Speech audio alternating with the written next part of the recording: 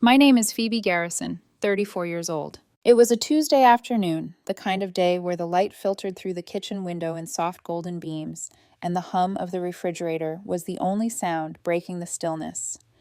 I was standing by the sink, my hands submerged in warm suds as I rinsed the last of the breakfast dishes. The routine was familiar, comforting even, but something in the air felt off. I couldn't shake the nagging sense that my life, this carefully constructed facade, was about to crack wide open. I heard the familiar voices before I saw them. 3 women from Colton's office. I knew them by sight, if not by name. They were always around him at company parties, laughing, chatting, pretending to care about the small talk he offered. They thought they knew me, knew my role in this life we had built, but they didn't. Not really. Poor Colton, I heard Brittany's voice first, high-pitched and mocking. Stuck with that mousy little wife of his. You should see her at the company parties. Just stands there like wallpaper. I froze mid-motion, the plate I was holding slipping from my hand and clattering into the sink. They had no idea I was standing just a few feet away, hidden behind the corner of the kitchen wall. I bit down hard on my lower lip, trying to keep my composure. "She's so boring," another voice chimed in. It was Melissa from accounting, her words thick with disdain. I asked her about her job once. She said she works from home. Doing what? Folding laundry? Their laughter rang out in the small space, loud and cruel. A cold rush of humiliation swept over me, but I kept my face neutral. After all, I'd spent 3 years perfecting the art of invisibility. It had served me well, keeping them from asking too many questions, allowing me to slip unnoticed through the cracks of their assumptions. Colton had always treated me like a prop, a shadow to his spotlight. His colleagues didn't see me as anything more than the quiet housewife who smiled politely, nodded along, and stayed out of the way. I had never corrected them. Why bother? Colton could do so much better, Brittany continued, her words like daggers aimed directly at my heart. He's brilliant, rising star at the firm, and she's just there, like dead weight. Dead weight. The words echoed in my mind, but I kept my breathing steady, gripping the edge of the counter to steady my hands. They didn't know me. They had no idea what I was capable of. As they continued their cruel chatter, I reached for my phone, quietly opening the email I'd been drafting for weeks, the one I'd written in secret, documenting everything I'd uncovered. Colton's secret backdoor access to the company's systems, the data he'd been selling to competitors, piece by piece, each transaction more damaging than the last. I had everything, the evidence, the records, the proof. It was all there, ready to be sent off to the FBI at the right moment. Monday was going to be interesting. I heard one of the women, maybe Melissa, suggest that we all grab coffee sometime. The suggestion was casual, friendly even, but I knew it was just an attempt to soften the blow of their unprovoked cruelty. I stood there for a moment longer, taking in their superficial politeness as they gathered their things to leave. I finally stepped out from behind the wall, brushing past them as they made their way to the register. Brittany's eyes widened when she saw me, her face turning a shade paler. "Oh, hey, Phoebe," she said, her voice pitched a little too high. "How long have you been here?" I forced a smile, masking the disgust rising in my chest. "Just got here," I lied smoothly. You know, housewife stuff. I could feel her eyes on me as I turned away and walked to the counter, but I didn't care. I had bigger things to focus on now. Melissa offered up a weak invitation for coffee. "We should all grab drinks sometime," she said, her voice lacking its usual mockery. I smiled faintly. "That would be nice, though next week might be busy." Colton mentioned something about major changes at the office, some kind of investigation maybe? The way Brittany's hand trembled as she reached for her purse didn't go unnoticed. Neither did the sudden tension in their voices. They knew I was onto something. They didn't know how deep it went, but they knew enough to feel the weight of it. "See you around, Phoebe," Melissa said, her tone now slightly uncertain. I didn't look back as I made my way to the register, paid for my items, and left the store. The weight of their words still hung in the air, but now there was a strange sense of calm settling over me. They thought they knew who I was. They didn't. I drove home, my mind racing with the realization that I was finally close to the endgame. The moment I'd been preparing for had arrived. I would bring everything to light, expose Colton for who he really was, and watch as everything he'd built came crashing down around him. But first, I had to make sure the pieces were in place. The email would go out. The FBI would have their evidence, and they would never see it coming. The days after my trip to CVS felt like they had taken on a weight all their own, each one slipping past in a haze of preparation, secrecy, and quiet tension. Colton had no idea that his world was about to come crashing down, but I could see it in his eyes, his restless energy, the way he avoided looking at me for too long. Something had changed between us, but he didn't know the depth of it. He hadn't realized that I had become the watcher, the silent observer in our marriage. I spent those days quietly compiling everything I had uncovered. The more I dug, the more disgusted I became. Colton wasn't just cheating on his clients. He was destroying everything he touched, all in the name of his own ambition. It wasn't just small-time embezzling or petty theft. No, Colton was a master manipulator, skilled at covering his tracks and making everything look legitimate. His company's clients had no idea that he was playing them for fools. As I sat in front of my laptop late one evening, the hum of the air conditioner buzzing in the background, I pieced together the final part of the puzzle. The backdoor he'd created in the company's network wasn't just for stealing data. It was a direct line to some of their biggest competitors. Colton had been funneling proprietary information to these companies for months. It wasn't just one transaction, it was a string of deals, stretching across countries and industries, each one worth millions. The implications were vast, and I had every document to prove it. I leaned back in my chair, feeling the weight of the decision in front of me. I could expose him now. I could send the email, turn everything over to the authorities, and watch as his life unraveled. Or I could sit back and let him continue to dig himself deeper. I wasn't sure what terrified me more, the thought of losing everything I had built, or the knowledge that I had been married to someone so fundamentally dishonest. I hadn't been surprised when I discovered his crimes.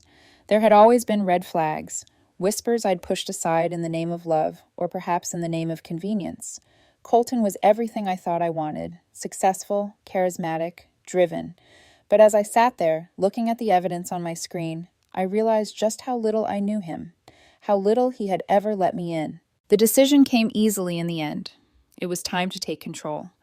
I spent the next hour typing up the email, carefully documenting every breach, every fraudulent deal, every stolen file. It wasn't a plea for sympathy. It wasn't a cry for help. It was a factual recounting of everything I had found. No embellishments, no emotion, just facts. I attached the file and hit send. The message flew off into the ether, its destination already set. The FBI would have everything they needed. And then, I thought with a cold sense of satisfaction, everything would change. The next morning, I found Colton in the kitchen, pacing in his robe, sipping coffee. He was talking in circles, his nervous energy filling the space. "The board's asking questions," he said, sounding far too casual for someone in his position. "I'm just trying to figure out how to handle it, you know? I can't believe this is happening." I could tell he was starting to unravel. The mask he'd worn for so long was slipping. But he had no idea that I was already steps ahead. "Handle what?" I asked, my voice low and even as I continued preparing breakfast, my hands moving automatically as if this was any other morning. He shrugged, his eyes flicking nervously to mine. "You know, the usual. Accounts, clients, all that stuff. It's just weird. People are starting to ask questions, and I need to figure out how to fix this before it gets worse." I turned to him then, my face betraying none of the emotions swirling inside. "What kind of questions?" He hesitated, looking unsure. "Just about the way some things are being handled at the office, weird discrepancies. I don't know, Phoebe. I'm trying to figure it out, all right?" "Yeah," I said softly, stirring the eggs in the pan. "I'm sure it'll all work out." But as I said the words, I could feel the weight of the truth bearing down on me. I had known about these discrepancies long before he did. It wasn't just a random question someone had asked. It was a carefully calculated investigation, one that would end with Colton's downfall. I let him stew in his own anxiety for a little longer before I dropped the bombshell. "You know," I said, my tone nonchalant, "I got an interesting call today." He looked up at me, his eyes narrowing. "From who?" "The FBI," I replied, looking him straight in the eye. "They want to meet with you tomorrow morning." His face went pale, the coffee cup in his hand trembling. He set it down with a shaky hand, the sound of porcelain hitting the counter almost too loud in the sudden silence. "The FBI? What do they want with me?" I turned off the stove, my movements slow, deliberate. "I don't know, Colton. They said it's about corporate security breaches, digital forensics, something like that. His face shifted from confusion to panic, and I could see the gears turning in his head. He didn't know how to process what I had just said. He opened his mouth to speak, but stopped short, clearly trying to come up with an explanation that would make sense of it all. That's insane, he muttered, his voice cracking. I don't know anything about any security breaches. I smiled, though it was anything but warm. I'm sure it's just a routine thing, I said, playing the part of the supportive wife. Maybe they're interviewing everyone with system access. He didn't respond to that. Instead, he turned away, pacing around the kitchen like a caged animal. The tension between us was palpable, his nervous energy crackling in the air. I could feel the shift in him, the realization that his perfect world was slipping through his fingers. But I stayed calm, watching him unravel as the last threads of his carefully constructed life began to fray. Colton had always been good at hiding his true nature. He was a master manipulator, and for years, I had played the role of the doting wife, the silent observer.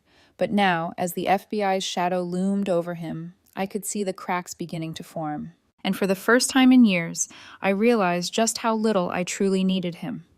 The morning of Colton's meeting with the FBI arrived like an inevitable storm. There was no fanfare, no dramatic confrontation, just the cold, looming reality of what was to come. Colton had barely slept the night before, his mind racing with questions and half-baked explanations he couldn't seem to articulate. He kept pacing around the house, checking his phone for updates that never came, staring at the same documents over and over again, as if expecting them to suddenly offer a way out. But there was no escape. He just didn't know it yet. I spent the morning doing exactly what I had always done, staying out of his way. I pretended to be the supportive wife, the one who stood by her man no matter what. I made breakfast, refilled his coffee cup, even kissed his cheek as he left for the meeting, all while I knew exactly what was about to happen. He didn't notice. He never did. "Do you really have to go with me?" he asked as I handed him his coat, his voice a little too frantic. "I can handle it myself." I smiled, my eyes soft but distant. "I want to be there for you, Colton. That's what wives do." He looked at me like he was about to say something more, but then just nodded, his mind already elsewhere. I could tell he was trying to convince himself it wasn't as serious as it sounded. Maybe he thought that if he kept his cool, it would all blow over. That the FBI, like everyone else, would eventually realize he was too clever to catch. But I knew better. When we arrived at the federal building, the tension in the air was palpable. Colton's lawyer, Vincent, was already there, pacing in the lobby with a phone pressed to his ear. The moment Colton saw him, he hurried over, eager for reassurance. I stayed back, lingering by the elevator, watching the scene unfold. The way Colton held himself, his body stiff, his expression tight, spoke volumes. He was scared, but he was also trying desperately to hold on to a shred of control. It was almost pathetic how much he relied on his lawyer to think for him, to tell him what to do next. I was struck by how small he seemed in that moment, his usual bravado nowhere to be found. It was as if the man who had once seemed so invincible was now facing the full weight of his actions, and it was too much for him to bear. I checked my phone as I leaned against the wall. A new email from my business partner, Zara, flashed across the screen. Colton Industries just dropped their retainer. I smirked at the irony. Colton had no idea that the very company he had betrayed had just severed all ties with him. As I waited, I couldn't help but replay the moments leading up to this point in my head. The moments when I had seen the first cracks in Colton's perfect facade. I remembered the conversations that had never seemed right, the contracts he had brushed off, the whispers of corruption that always followed him. And now all of it was coming to a head. A few minutes later, Colton and his lawyer emerged from the back, looking even more haggard than before. Colton's face was pale, his eyes red from lack of sleep. I could tell he had been arguing, trying to talk his way out of something that couldn't be fixed with words. "Let's go home," he said, his voice flat. "The lawyer thinks we can get the charges reduced. Maybe probation instead of jail time." I nodded, following him to the car. But as we drove home, the silence between us was thick with unspoken truths. Colton was trying to hold it together, but I could see the cracks widening. His world was collapsing, and he was finally starting to understand just how far he had fallen. When we arrived at the house, Colton got out of the car quickly, not even bothering to look back at me. His head was down, his shoulders slumped, as if the weight of what had just happened was too much for him to carry. Inside, I waded into the kitchen, my mind already racing ahead to what would come next. I knew the FBI would be in touch with me soon, and I had no intention of waiting passively for them to reach out. I had already made my decision. Colton was done. And so was I. It wasn't long before Colton came back in, his face pale, his eyes wide with fear. "Phoebe," he started, his voice shaking. "I don't know how to fix this. You don't understand. I didn't mean for it to get this far. I turned to face him, my expression calm, but my words cutting through the air like a knife. "You've been lying to me, Colton, for years. And you've been lying to everyone else too. But the truth is coming out now, whether you want it to or not." He recoiled slightly, as if the words had physically struck him. His mouth opened and closed like a fish out of water, but no sound came out. "This isn't you," he finally muttered, his voice hoarse. "This isn't the person I married." "Isn't it?" I asked, my voice steady, almost cold. "Maybe this is exactly who you are. The man who lies, cheats, steals, all for the sake of his own success. Maybe this is the real you, Colton." His face twisted in anger, the panic in his eyes flickering into something darker. "You're the one who did this to me. You think I don't know that? You've been sitting back, waiting for this day, watching me fall." I took a step forward, my gaze unflinching. "You did this to yourself. Don't try to blame me for your own actions." He was silent for a moment, his anger slowly giving way to something else, something I couldn't quite read. His shoulders slumped, and for the first time in years, he seemed small, broken. "I didn't want this," he whispered. I stood there, watching him, the weight of everything that had happened pressing down on me. The man I had once loved, the man I had tried so hard to protect, was gone. And in his place was someone I barely recognized. But I wasn't the same woman I used to be either. I was done protecting him. And as I watched him crumble before me, I realized just how much I had changed. The next few days passed in a blur of tension and quiet reflection. Colton became a stranger in his own home, constantly on edge, pacing from room to room as though his mind couldn't find rest. I had grown accustomed to the sight of him in this state, though now it felt different, almost poetic in a way. The man who had once been so sure of his control over everything was now lost, consumed by fear and confusion. And yet, I felt nothing but a strange, detached calm. The morning after his confrontation with the FBI, I woke early, before the sun had fully risen, to find him already at the kitchen table, papers spread out in front of him. He was scribbling notes frantically, his hands shaking as he tried to outline a defense that wasn't coming. "What are you doing?" I asked quietly, the words slipping from my lips before I could stop them. I had expected him to be in the office by now, consulting with his lawyer, but instead he was here, trying to make sense of the impossible. He looked up at me, his eyes wild. "I'm trying to figure out how to fix this, Phoebe. I need to fix it." I stared at him for a moment, the absurdity of his words sinking in. Fix it. He thought there was still something to fix, that somehow this was all just a mistake that could be undone with a few clever moves and a bit of charm. But there was no fixing this. His empire was crumbling, and it was no longer my problem. "I think it's too late for that," I said, my voice colder than I intended. I didn't look at him as I turned away, reaching for my phone on the counter. I had other things to do now. The truth was, I had been preparing for this moment for years. There was nothing left for me in this marriage, nothing left to salvage. Colton had made his choices, and now it was my turn to make mine. I wasn't some helpless housewife anymore, hidden behind the walls of his success. I had built something of my own, something bigger and more powerful than he could ever comprehend.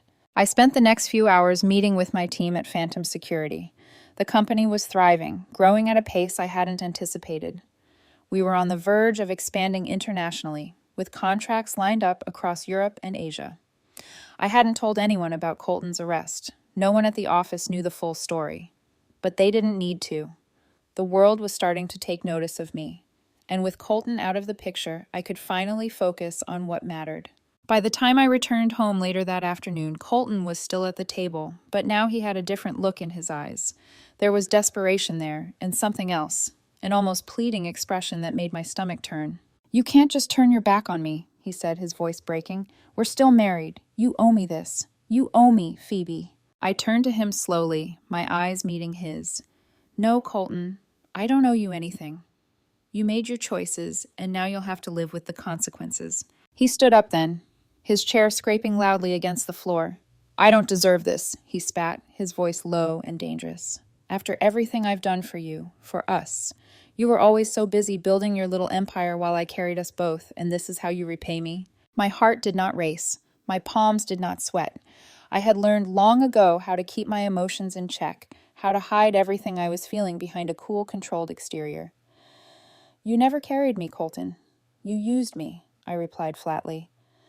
You used me to get ahead, and I let you, but not anymore. The silence that fell between us was heavy, suffocating. I could see the realization dawning in his eyes. He had no control over this situation anymore. And for the first time in years, I felt a flicker of something resembling satisfaction. Colton took a step forward, his face twisted in frustration. I want to fix this, Phoebe. Please, let me fix this. Let me make it right. I don't want you to fix anything, I said, the words sharp as they left my lips. There's nothing left to fix. You don't get to make it right now. He stood there for a long time, staring at me as though waiting for me to change my mind. But I didn't. There was nothing left for me to say. I turned my back on him and walked out of the room, my steps steady and deliberate. Behind me, I heard him call out, but I didn't stop. For the first time in a long time, I felt free. And yet, I didn't feel triumphant. There was no joy in watching his downfall, only a quiet sense of closure. Later that night, I received a text from Agent Rodriguez confirming what I already knew. Colton had been arrested, his assets frozen, and the investigation into his criminal activities was in full swing. It was done. Colton's career, his reputation, and his life were officially over. But I wasn't finished. I had a new life to build, a new future to shape. I wasn't the woman Colton had dismissed. I wasn't his accessory, his trophy wife. I was Phoebe Garrison, the woman who had quietly, carefully, and ruthlessly built an empire from the shadows. And now the world would see exactly who I was. A year had passed since Colton's arrest, and with it came a flood of changes. My company, Phantom Security, had expanded to 3 continents, and I had become one of the most recognized names in corporate cybersecurity. But with that success came the inevitable pressure to maintain it, to keep pushing forward, to always be one step ahead of the competition. I sat in my corner office overlooking the bustling streets of New York, the weight of my responsibilities settling on my shoulders as I reviewed reports, emails, and client requests. Zara was in the conference room, preparing for our quarterly meeting, and I was left to reflect on how far I had come since that fateful moment when I had decided to expose Colton. But just as life had a way of throwing challenges at Colton, it seemed like it wasn't done with me yet. My phone buzzed, pulling me out of my thoughts. I glanced at the screen, seeing an unfamiliar number. I almost ignored it. Telemarketers and spam calls were a daily nuisance, but something in the pit of my stomach told me to pick up. "Hello," I said, my voice calm but curious. "Mrs. Garrison?" The voice on the other end was low, authoritative. "This is Agent Rodriguez from the FBI. I need to speak with you about your ex-husband." The name sent a chill down my spine. Colton. "What about him?" I asked, my fingers tightening around the phone. "We've had some developments in his case," Agent Rodriguez continued. "He's been trying to appeal his conviction. He's also made some allegations about you, specifically that you framed him, planted evidence, and manipulated the investigation to destroy his life." I felt the blood drain from my face. "What?" My voice came out sharp, disbelief creeping in. "That's absurd. I provided everything. I did everything by the book."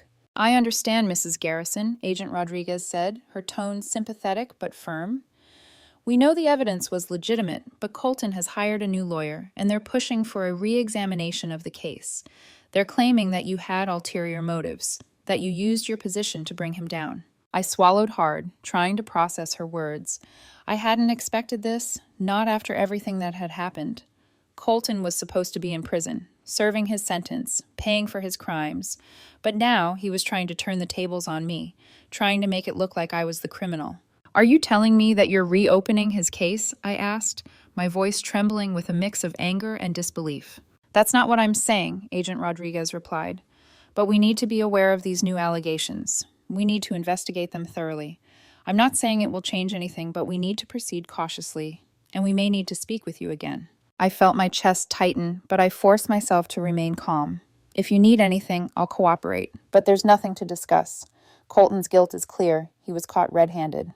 "We'll keep you updated, Mrs. Garrison," Agent Rodriguez said, her voice taking on a more professional tone. "Thank you for your time." I hung up the phone slowly, staring at it for a moment, as if waiting for it to ring again with some new, terrible development. But it didn't. The silence in my office was deafening, the weight of the conversation still hanging in the air. I leaned back in my chair, rubbing my temples. Colton, once again, was trying to destroy me. He had nothing left. No career, no reputation, no future, but he was still trying to drag me down with him. And this time, I couldn't afford to let him. As I sat there, the tension rising in my chest, I realized something I hadn't fully acknowledged before. Despite everything, I was still tethered to him. His actions, his lies, his manipulation had shaped my past in ways I hadn't fully processed. And as long as he was still out there, still trying to ruin me, I couldn't truly be free. I wasn't just building a company anymore. I was fighting for my life. The next day, as I walked into the office, Zara was already waiting for me with a concerned look on her face.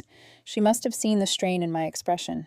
"What's going on?" she asked, her voice gentle but probing. I shook my head. "It's Colton. He's trying to get his conviction overturned, claiming I framed him. The FBI is reopening the case." Zara's eyes widened in shock. "That's insane! He's grasping at straws, Phoebe." "I know," I said, though I could feel the knot of fear tightening in my chest. "But I can't let him get away with this. I've worked too hard to let him ruin everything." Zara placed a hand on my shoulder, her expression determined. "We'll fight this. We've got the truth on our side, and you've got me. You're not doing this alone." For the first time in days, I felt a small flicker of hope. Zara was right. I wasn't alone anymore. I had worked too long, too hard, to let Colton's lies bring me down. But this time, I was ready for him. Ready to fight, to protect everything I had built. I would fight back with everything I had because I was no longer invisible. I had never been invisible. The world was finally seeing me for who I truly was. As the days passed, I gathered everything I had on Colton's case. The evidence, the testimony, the documentation. I was determined to make sure that the truth came out once and for all. This wasn't just about Colton anymore. It was about me, about the woman I had become and the empire I had built from the ashes of his betrayal. And when the final verdict came, when Colton finally realized that there was no more hiding from the truth, I would be there to watch it unfold. The invisible woman who had built a legacy while the world turned its back on her would finally stand tall, and no one could take that away.